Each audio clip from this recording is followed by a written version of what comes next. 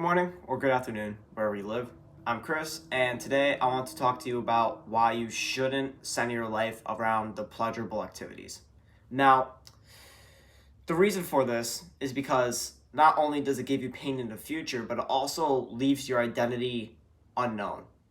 Now, a lot of people get confused by that because they think that their identity is known through the pleasurable activities that makes them who they are because they participate in those things. However, what really makes or identify the person, at least from my belief, is the pains that you go through.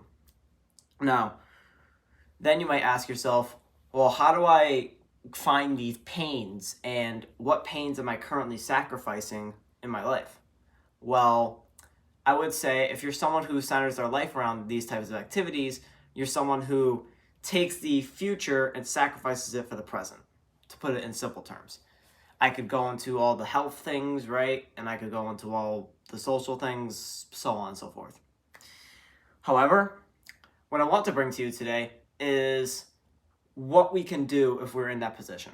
So, if you're someone who finds themselves taking a lot of pleasurable activities and you don't really know how to solve it, what you could do, for starters, is just do something else, right? Whatever pleasurable activity that is for you, you take that thing, whatever, you know what it is, right? Maybe it's drugs, maybe it's partying, maybe it's porn, whatever, right? Take that thing and instead of trying to fight the action, what I'd recommend to you is accept the emotion you get when you feel like you have to do that activity, right? Because within us is all the same emotion, right? Of, I need to go get that thing so I can get that thing in my brain to go off, right? And to change that, what you have to do is first sit down and actually just accept the emotion and do nothing. Because if you try to take another action, you're basically fighting against your own mind, and that's just unnecessary, especially since you can literally just sit there and do nothing and not be fighting against your own mind. Now, what do I mean by fighting against your mind? So it's like the person who wants to exercise, but they're lazy, right? They're going to say, oh, I want to exercise. Oh, I want to exercise. But then they never do it. And then they're like, oh, well, I'm lazy, so I don't have to exercise. And therefore, the next time they go to exercise, they're going to be like, well, I'm lazy, so it doesn't really matter. And then they're going to fight against themselves to do a simple exercise. So let's continue. Sorry, I don't know why I'm seeing. Okay. Sorry about that. But anyways, so to continue off my point, if you are someone who, how do I word this, tries to solve these things by fighting it, you're going around in the wrong direction. Instead, you should accept the emotion that comes with wanting the thing and then do nothing about it. So that's basically what I'm trying to get you to do is have a starting foundation for not acting based upon your emotions. Then you can get above that and act in other ways despite of your emotions. Then you can go and fight the thing and have enough strength to do it, because you have to build up the skill, right? You can't just immediately jump a building and a half without knowing how to jump. It's like that you're trying to jump the building without jumping. It's like, okay, great, good luck. But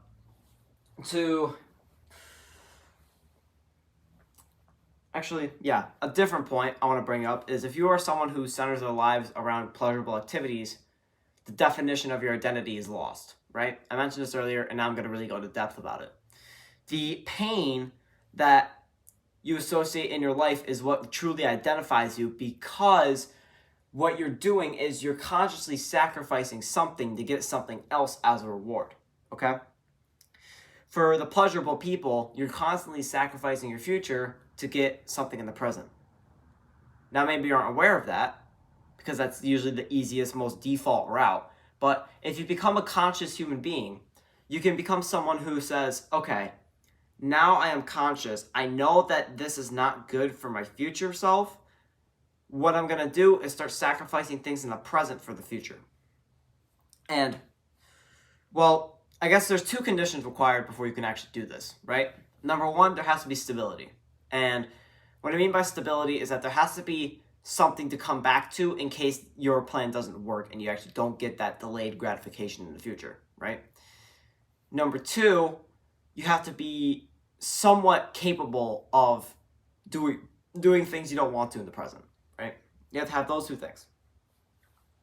And the first one's usually pretty simple because when you're born into a family, or literally any family, you're usually off okay. Sometimes you are an unfortunate family, but if you're able to like come home and eat dinner, you should be fine. Like you have stability, you're able to take that and then sacrifice the present for something in the future. Right? And to go off this point, okay? Number two, if you're capable of going right now and doing like 10 push-ups, then you pass the qualifications for being able to consciously take action, right? Because something like that isn't hard. And I hope you be capable of doing that, because if you aren't, that tells a totally different story, and I can't even I cannot help you there. But now you can take a different road, take a different path, right? And you have options. You'll notice that you have a lot more options now. Because before you were just, oh, give me that thing, give me that thing, give me that thing, give me that thing. And it's all things that just kind of raise up your dopamine levels, like quite literally.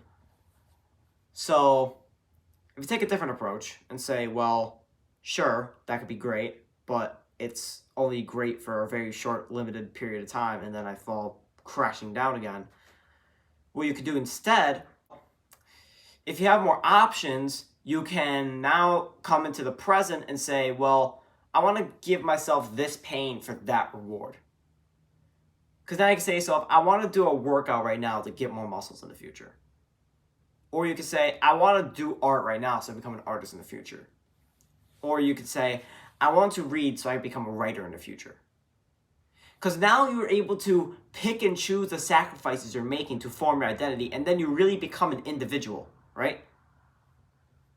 Notice how teenagers aren't described as individuals. They aren't described as like people that are different in each way, shape, and form. They're described as a group. Because quite literally, they act like a group of idiots, okay? And the group of idiots, they do group of idiot activities, and then they get group of idiot results, and then it's just like, okay. And as me personally, someone who kind of sidelines all this, and I can just kind of see what's going on, I'm like, really? That's what you want to do? You want, like, you have a collective consciousness of, like, let's say 20, 30, 40 people, and you're able to meet up, and you're going to do that. You're going to go party and get fucking absolutely wasted. Like, really? That's what you have to do with your time? It's just, I don't know. I find that really stupid, in my opinion, because, well, for many reasons, but it's just like, I'm like, it's amazing that you can get that many people together in the first place, but you choose to do something so extraordinarily stupid that it somehow negates the power of 40 human beings in the same room, right? If you took 40 people and put them in a room and they all coordinated together, you could get literally anything done. No matter what it is, you could literally get anything done with 40 people in the same room, coordinating together.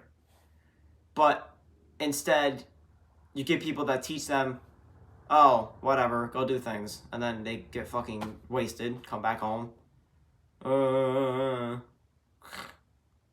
Wake up again.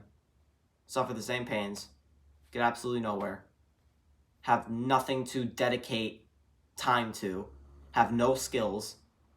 Have nothing going for them. And yet they continue to consciously or unconsciously act to do nothing for themselves. Okay? So, to sum it up, I guess, if you are someone who participates in pleasurable activities or someone who centers their lives around these things, rather, I want you to suggest yourself to look in a different direction where you can actually control the conscious identity that you become instead of just chasing the crowd, right? Instead of just chasing things all the time. Instead of just trying to go to a party and get wasted or whatever. Instead of just wasting your time. Think about doing something that enables your conscious abilities, that benefits you and other people. And yeah, that's going to be it for me. Thank you. And as always, we're here to help you help them.